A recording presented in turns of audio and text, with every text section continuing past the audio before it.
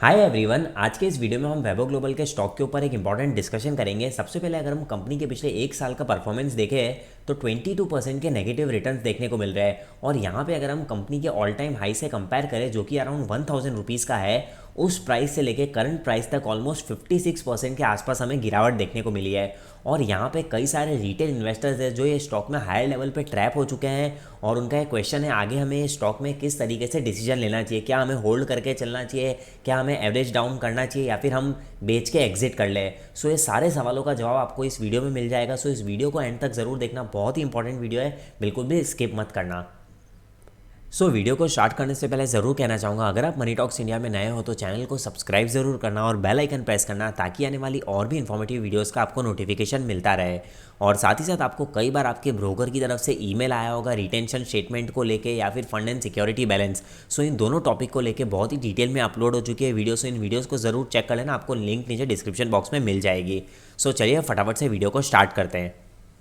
सबसे पहले डिस्क्लेमर देना चाहूँगा, यहाँ पे मैं आपको जो भी चीज़ें बता रहा हूँ कोई बाय और सेल की रिकमेंडेशन नहीं है, ये वीडियो सिर्फ एजुकेशनल पर्पज़ के लिए है। सबसे पहले मैं आपके साथ एक बार कंपनी के क्वार्टर 3 के रिजल्ट्स को डिस्कस करूंगा और यहाँ पे हम रिजल्ट्स को बहुत ज़्यादा डिटेल में नहीं देखेंगे। मैं आपको एक ओवरव्यू दूंगा कि ओवरऑल कंपनी का परफॉर्मेंस कैसा है ताकि आपको अच्छे से चीज़ें समझ आ सके कि एग्जैक्टली कंपनी के बिजनेस में क्या हो रहा है।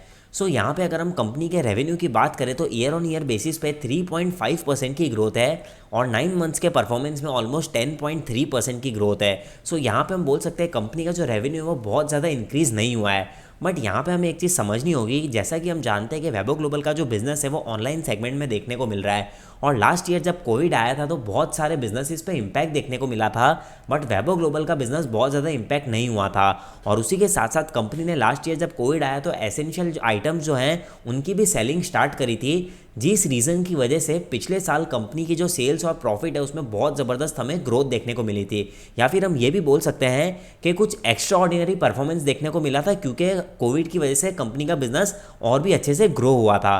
बट यहाँ पे हमें एक चीज़ समझनी होगी कि अगर हम कंपनी के बिजनेस को प्री कोविड लेवल से कंपेयर करते हैं तो हमें क्लियर आइडिया पता चलेगा कि भाई ओवरऑल कंपनी का परफॉर्मेंस कैसा है। यहाँ पे अगर आप कंपनी को FY20 के क्वार्टर 3 से कंपेयर करते हो तो ऑलमोस्ट 33% की हमें ग्रोथ देखने को मिल रही है। यानी कि प्री कोविड लेवल से अगर हम अभी की सिचुएशन को बिजनेस को कंपेयर करते हैं तो हम बोल सकते हैं कि भाई ओवरऑल कंपनी का जो परफॉर्मेंस है वो हमें अप ट्रेंड में जाता हुआ दिख रहा है और अच्छी खासी ग्रोथ देखने को मिल रही है। और यहाँ पे सेम चीज़ आप देख सकते हो 9 मंथ FY20 से कंपेयर करते हो तो ऑलमोस्ट 39% की ग्रोथ है। क्लियरली हम बोल सकते हैं कि अगर हम कंपनी का परफॉर्मेंस को देखें प्री कोविड लेवल से तो अच्छी खासी ग्रोथ देखने को मिल रही है। उसी के साथ साथ यहाँ पे आप टीवी रेवेन्यू और डिजिटल रेवेन्यू का भी परफॉर्मेंस देख सकते हो। प्री कोविड लेवल से अगर हम कंपेयर करते हैं तो सारी जगह पे हमें कंपनी का परफॉर्मेंस अच्छा देखने को मिल रहा है। अब एक बार हम कंपनी के क्या प्रॉफिट मार्जिन्स देखने को मिल रहे हैं वो भी देख लेते हैं। सबसे पहले अगर हम ग्रॉस मार्जिन्स की बात करें तो 61.4% से डिक्रीज होकर 60.4% हो गए हैं, यानी कि 1% की मार्जिन्स में गिरावट देखने को मिल रही है ईयर ऑन ईयर बेसिस पे। और अगर हम 9 मंथ्स का परफॉर्मेंस देखें तो मार्जिन्स हमें थोड़े से इंप्रूव होते हुए दिख रहे हैं। उसी के साथ साथ यहाँ पे अगर हम EBITDA मार्जिन परसेंट देखें तो 17.4% से डिक्रीज होकर 11.4% है और 9 मंथ बेसिस पे 16.1% से डिक्रीज होकर 12.4% है। यहाँ पे हम बोल सकते हैं कंपनी के जो मार्जिन है उस पर बहुत ज़्यादा इंपैक्ट देखने को मिल रहा है। डेफिनेटली इसके पीछे के क्या रीज़न है हम वो भी आगे देखेंगे। बट यहाँ पे अगर हम मेजर रीज़न देखें तो जैसा कि हम जानते हैं कि कंपनी ने जर्मनी में अपना नया बिजनेस स्टार्ट किया है और वो बिजनेस अभी लॉस मेकिंग देखने को मिल रहा है, जिसका इम्पैक्ट हमें कंपनी के प्रॉफिट एंड लॉस स्टेटमेंट पे देखने को मिल रहा है। यहाँ पे अगर हम कंपनी के जर्मनी के बिजनेस को हटाते हैं, यानी कि वहाँ पे जो लॉस है उसको अगर हम नहीं कैलकुलेट करते हैं तो कंपनी के जो फॉल है EBITDA मार्जिन्स में वो हमें रिड्यूस होती हुई दिखेगी। जो 32% से रिड्यूस हो रहा है वो उसकी जगह 22.9% हो जाएगा। और अगर हम 9 मंथ बेसिस पे देखें तो 15% से वो सीधा 5% हो जाएगा। यानी कि हम बोल सकते हैं कि जर्मनी की वजह से यहाँ पे कंपनी के EBITDA मार्जिन्स बहुत ज़्यादा इंपैक्ट होते हुए दिख रहे हैं। उसी के साथ साथ अगर हम प्रॉफिट आफ्टर टैक्स की बात करें तो 25% से गिरावट देखने को मिल रही है और मार्जिन्स अराउंड 12.7% से डिक्रीज होकर 9.2% हो गए हैं ईयर ऑन ईयर बेसिस पे। और अगर हम 9 मंथ्स की परफॉर्मेंस देखें तो 11.5% से डिक्रीज होकर 10.2% देखने को मिल रहा है। यहाँ पे अभी तक मैं पूरे रिजल्ट्स का अगर परफॉर्मेंस की बात करूँ तो एक चीज़ क्लियर है कि भाई अगर हम ईयर ऑन ईयर बेसिस पे कंपेयर करते हैं तो परफॉर्मेंस बहुत अच्छा देखने को नहीं मिल रहा है। बट यहाँ पे अगर हम 9 मंथ्स का परफॉर्मेंस देखते हैं तो पहली चीज़ है कि ठीक ठाक परफॉर्मेंस देखने को मिल रहा है, और दूसरा अगर हम प्री कोविड लेवल से बिजनेस को कंपेयर करते हैं तो भी कंपनी का परफॉर्मेंस हमें अच्छा खासा देखने को मिल रहा है। सो मेरे हिसाब से अगर मैं यहाँ पे अपना ओपिनियन बताऊँ तो कंपनी के जो परफॉर्मेंस है वो काफ़ी फ्लैटिश देखने को मिल रहा है। बट अगर हम लॉन्ग टर्म के हिसाब से देखते हो तो कंपनी ने अच्छी खासी ग्रोथ दिखाई है। अब यहाँ पे हमें एक इंटरेस्टिंग चीज़ समझनी होगी कि क्यों कंपनी के ईबिटा मार्जिन जो हैं वो 17.4% से डिक्रीज होके 11.4% देखने को मिल रहे हैं। हमेशा हमें रीज़न ढूंढना है कि क्यों इतने ज़्यादा डिक्रीज़ हो रहे हैं। सो यहाँ पे अगर हम ग्रॉस मार्जिन की बात करें तो प्रोडक्ट मिक्स की वजह से 1% डिक्रीज़ हुआ है, और इन्वेस्टमेंट इन जर्मनी की वजह से अराउंड 1.8% की गिरावट देखने को मिल रही है। सो यहाँ पे मैंने कंपनी की कॉन कॉल्स पढ़ी थी, उससे पता चला कि कंपनी ने जो जर्मनी में इन्वेस्टमेंट करने का प्लान किया था वो इन्वेस्टमेंट कंपनी ने थोड़ा जल्दी से कर दिया, उसकी वजह से यहाँ पे हमें थोड़े ज़्यादा लॉसेस देखने को मिल रहे हैं। और यहाँ पे आप वही चीज़ पढ़ सकते हो कि earlier than plan types resulting in higher losses.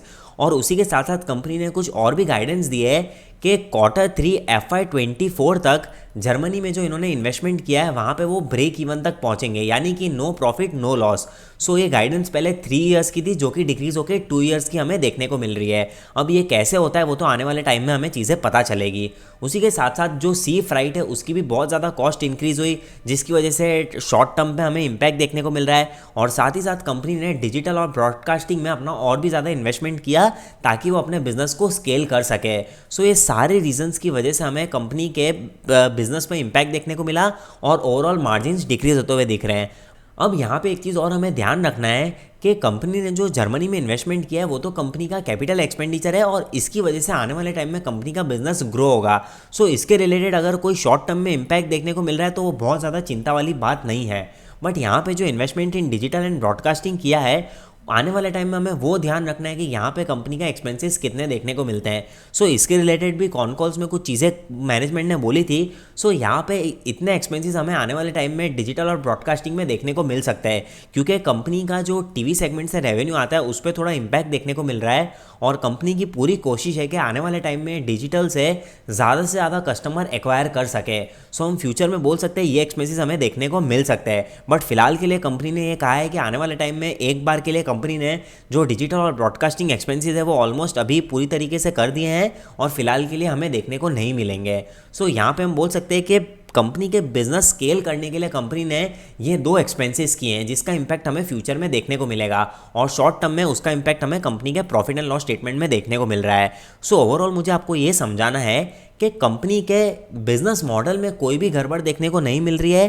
Company की सेल्स भी अच्छी हो रही है, कंपनी प्रॉफिट भी अच्छा कमा रही है, बट जो भी इंपैक्ट देखने को मिल रहा है वो टेम्पररी हेडविंड्स देखने को मिल रही है overall e commerce online retail industry में, जिसकी वजह से कंपनी के बिजनेस पे भी हमें इंपैक्ट देखने को मिल रहा है। अब यहाँ पे मैं आपके साथ ई कॉमर्स इंडस्ट्री के रिलेटेड जो डेटा है वो भी एक बार डिस्कस कर लेता हूँ। सो यहाँ पे आप देख सकते हो यूएस के रिलेटेड डेटा देखने को मिल रहा है। अगर हम रिटेल सेल्स को देखें तो कंटिन्यूसली हमें इंक्रीज होती हुई दिख रही है। 4.8 ट्रिलियन डॉलर से इंक्रीज होकर 5.6 ट्रिलियन डॉलर है, और उसमें से अगर हम ई कॉमर्स का परसेंटेज देखें तो कंटिन्यूसली इंक्रीज हो रहा है 2016 से, जो कि 2020 में ऑलमोस्ट पीक देखने को मिल रहा था अराउंड 14% के आसपास। और साथ ही साथ अगर हम पिछले 2-3 क्वार्टर का परफॉर्मेंस देखें तो यहाँ पे हमें ई कॉमर्स पे थोड़ा सा इंपैक्ट देखने को मिल रहा है, जिसका अगर हम रीज़न देखें तो बहुत ज़्यादा आउटिंग देखने को मिल रही है, लोग वैकेशंस पे जा रहे हैं, इस वजह से यहाँ पे हमें ओवरऑल इंडस्ट्री में गिरावट देखने को मिल रही है। और यूके में भी हमें ओवरऑल सेम चीज़ देखने को मिल रही है। अगर 2016 से आप देखते हो तो कंटिन्यूसली ग्रोथ देखने को मिल रही है, और लास्ट 3-4 क्वार्टर की अगर हम बात करें, जब से कोविड के रेस्ट्रिक्शंस थोड़े ईज हुए हैं तब से इस इंडस्ट्री में भी थोड़ा सा इंपैक्ट देखने को मिला है। बट ओवरऑल अगर आप एक चीज़ समझो तो लॉन्ग टर्म का आप चार्ट पैटर्न देखो तो ये इंडस्ट्री धीरे धीरे ग्रो हो रही है। और उसी के साथ साथ यहाँ पे भी आप देख सकते हो कि 2016 से 2019 तक अराउंड 5% की ग्रोथ थी। बट अगर हम 2020 वाला डेटा देखते हैं तो बहुत ही ज़बरदस्त ग्रोथ देखने को मिली अराउंड 8 या 9% की। सो इससे हमें ओवरऑल एक चीज़ पता चलती है कि भाई ऐसा नहीं कि भाई वैभव ग्लोबल के बिजनेस पे इम्पैक्ट हुआ है, बट जो पूरी रिटेल इंडस्ट्री है ई कॉमर्स वाली, वहाँ पे भी हमें अच्छा खासा इम्पैक्ट देखने को मिल रहा है। सो वापस से अभी हम कंपनी के स्टॉक प्राइस पे आ गए हैं और यहाँ पे अगर हम एक साल का परफॉर्मेंस देखें तो ऑलमोस्ट 56% की हमें गिरावट देखने को मिल रही है। तो अब सबसे बड़ा क्वेश्चन ये आता है कि भाई क्या रीजंस थे जिसकी वजह से हमें गिरावट देखने को मिल रही है। सो पहला रीज़न जैसा कि मैंने आपको बताया कि कंपनी का Q1, Q2 और Q3 की अगर हम बात करें तो एकदम फ्लैटिश परफॉर्मेंस देखने को मिला है और बहुत ज़्यादा ग्रोथ देखने को नहीं मिल रही है। दूसरा रीज़न ये है कि कंपनी ने जब अपना ऑल टाइम हाई टच किया था 1050 रुपीज़ का, उस टाइम पे कंपनी का पी अराउंड 70 के आसपास देखने को मिल रहा था। सो कंपनी के बिजनेस ने इतना अच्छा परफॉर्म नहीं किया और इतनी ज़्यादा ग्रोथ नहीं हुई, तो कंपनी के पी इतने हाई लेवल पे सस्टेन नहीं कर पाया। एक चीज़ आपको समझनी होगी, जब भी आप कोई कंपनी के एक्सपेंसिव पी पे किसी कंपनी को बाय करते हो 100-120 के पी पे, तो वहाँ पे एक ही ऑप्शन होता है, वो पी तभी सस्टेन कर पाएगा जब कंपनी 25-30% के CAGR से अपने बिजनेस को ग्रो करेगी। यहाँ पे कोई नंबर्स फिक्स नहीं है, बट पॉइंट ये है बताने का कि वहाँ पे ग्रोथ आनी बहुत ज़रूरी है जब आप किसी भी कंपनी को हाई वैल्यूएशंस पे बाय करते हो। तो यहाँ पे वैल्यूएशंस हाई थी बट कंपनी के बिजनेस में ग्रोथ नहीं आई, उसकी वजह से भी सेलिंग देखने को मिली। उसी के साथ साथ यहाँ पे Q3 में कंपनी ने कहा है कि ऑलमोस्ट 180 करोड़ की जो इन्वेंट्री है वो वहाँ पे लॉक होती हुई दिख रही थी। सो उसकी वजह से भी इम्पैक्ट देखने को मिला। टेम्पररी हेडविंड्स देखने को मिल रही है पूरी इंडस्ट्री में। उसी के साथ साथ जर्मनी में जो कंपनी ने इन्वेस्टमेंट किया है उसकी वजह से short term profit and loss पे इम्पैक्ट देखने को मिल रहा है। और लास्ट में अगर हम देखें तो मैनेजमेंट ने कॉन कॉल्स में गाइडेंस दी है कि फाइनेंशियल ईयर 22 में, यानी कि जो अभी चल रहा है, उसमें 8 से 10% की वो ग्रोथ एक्सपेक्ट कर रहे हैं। अब यहाँ पे क्यों इसका इम्पैक्ट नेगेटिव हो सकता है मेरे ओपिनियन में, क्योंकि पिछले कॉन कॉल्स में मैनेजमेंट ने कहा था कि 15% की वो FY22 में एक्सपेक्ट कर रहे हैं सेल्स में ग्रोथ, बट वो होती हुई नहीं दिख रही है। सो उसकी वजह से भी हम बोल सकते हैं कि हमें सेलिंग प्रेशर देखने को मिला है। बट ओवरऑल अगर मैं आपको मोटा मोटी सारी चीज़ बताऊं तो कंपनी के फंडामेंटल बिजनेस मॉडल में कोई भी गड़बड़ देखने को नहीं मिल रही है मेरे हिसाब से।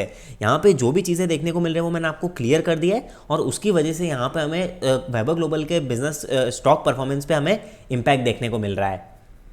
सो यहाँ पे अब सबसे बड़ा क्वेश्चन ये आता है, एज ए इन्वेस्टर क्या हमें स्टॉक में लॉन्ग टर्म के हिसाब से होल्ड करके चलना चाहिए या फिर नहीं चलना चाहिए। सो मेरे हिसाब से अगर आपके पास ये स्टॉक हायर लेवल पे आपने एंट्री ली है तो लॉस में तो बिल्कुल भी नहीं बेचना चाहिए, क्योंकि कंपनी के जो बिजनेस फंडामेंटल्स है वो काफ़ी इंटैक्ट है और उसमें कोई भी गड़बड़ देखने को नहीं मिल रही है। दूसरी चीज़, शॉर्ट टर्म बेसिस पे ये सारी चीज़ें देखने को मिलेगी, क्योंकि स्टॉक में जब रैली भी आई थी तो इतनी भयंकर रैली देखने को मिली थी, तो उसके बाद डेफिनेटली हम थोड़ी बहुत प्रॉफिट बुकिंग तो एक्सपेक्ट कर सकते हैं। यहाँ पे आप देख सकते हो ऑलमोस्ट 500-600% की हमें रैली देखने को मिली थी। सो स्मॉल कैप स्टॉक्स में ऐसा ही होता है, जब रैली आती है तो भयंकर रैली आती है और गिरावट होती है तो भी कुछ इसी तरीके से देखने को मिलती है।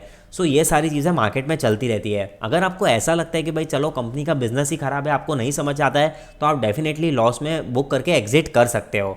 बट अगर आपको ऐसा लगता है कि भाई सिर्फ स्टॉक में गिरावट है और जाके एग्जिट कर दूं, तो आपको वो डिसीजन नहीं लेना चाहिए, क्योंकि ये सारी चीज़ें स्टॉक मार्केट में चलती रहती है।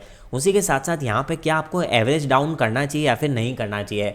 सो मेरे ओपिनियन में अगर आप मान के चलो आपने वैभव ग्लोबल में 10% जितना एलोकेशन करके रखा है, तो उससे ज़्यादा अपना एलोकेशन पूरे पोर्टफोलियो में वैभव ग्लोबल को देना थोड़ा रिस्की हो सकता है, क्योंकि स्मॉल कैप से और यहाँ पे इस तरीके से आपको वॉलीटिलिटी देखने को मिल सकती है। सो अगर आपको ऐसा लगता है कि नहीं बिजनेस स्ट्रॉन्ग है, आप लॉन्ग टर्म का 4 to 5 ईयर्स का विजन लेके चलते हो, तो आप डेफिनेटली चाहो तो एवरेज कर सकते हो। अदरवाइज अगर आपको ऐसा लगता है कि नहीं मैं आप किसी और स्टॉक में नया इन्वेस्टमेंट करना चाहते हो, तो आप वो भी कर सकते हो। और उसी के साथ साथ क्या है, यहाँ पे आपको as a new investor investment करना चाहिए या फिर नहीं करना चाहिए।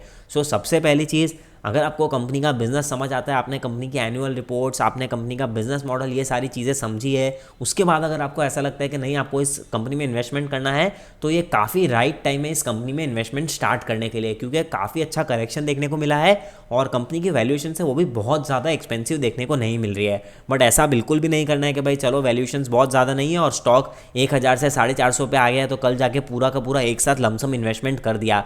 आने वाले टाइम में और 2-3 क्वार्टर में जब तक कोविड की अनसर्टेनिटीज़ रहेगी, जब तक चीज़ें नहीं क्लियर होगी, तो कंपनी के बिजनेस में हमें इम्पैक्ट देखने को मिल सकता है। सो इसलिए अगर आपको इन्वेस्टमेंट करना है तो SIP बेसिस पे थोड़ा थोड़ा इन्वेस्टमेंट करो, ताकि आपका रिस्क भी डिक्रीज हो और आप लॉन्ग टर्म तक स्टॉक को होल्ड करके चल सकते हो।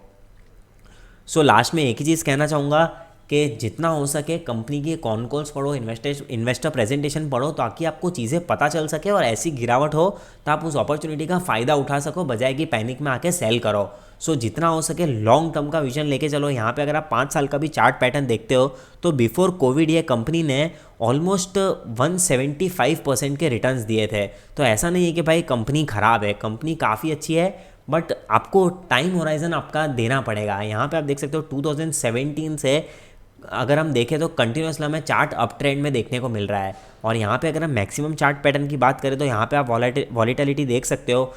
164 का शेयर था, उसके बाद 62 पे आया, उसके बाद वापस से अच्छी खासी रैली देखने को मिली। सो ये सारी चीज़ें चलती रहती है। और दूसरी चीज़, जितना हो सके कभी भी किसी कंपनी में आप इन्वेस्टमेंट करते हो तो एटलीस्ट वैल्यूएशंस देखो, और आपके फेवर में अगर मार्जिन ऑफ सेफ्टी है तभी इन्वेस्ट करो। ब्लाइंडली जाके सिर्फ इसलिए इन्वेस्ट कर रहे हो कि भाई चलो स्टॉक ने रैली दिखाई, जाके अगर आप इन्वेस्ट कर दो तो आप बहुत बड़े रिस्क में आप फंस सकते हो। और यहाँ पे आप क्लियरली देख सकते हो कि अगर किसी ने एकदम पीक में एंट्री ली होगी तो उसका ऑलमोस्ट 60% से कैपिटल रिड्यूस हो गया। सो हमेशा मैं एक चीज़ बोलता हूँ कि वैल्यूएशंस देखो और थोड़ा थोड़ा इन्वेस्ट करो अगर वैल्यूएशंस फेवर में है। पीक पे तो आपको बिल्कुल भी बहुत ज़्यादा इन्वेस्टमेंट नहीं करना चाहिए। हाँ, वॉच लिस्ट पे रखने के लिए 1-2 स्टॉक खरीद सकते हो, बट अगर आप ब्लाइंडली सिर्फ ये सोचोगे कि चलो लॉन्ग टर्म की होल्डिंग में रख के चलता हूँ 4-5 साल का और किसी भी वैल्यूएशंस पे आप बाय करोगे तो कभी भी आप पैसा नहीं बना सकते हो।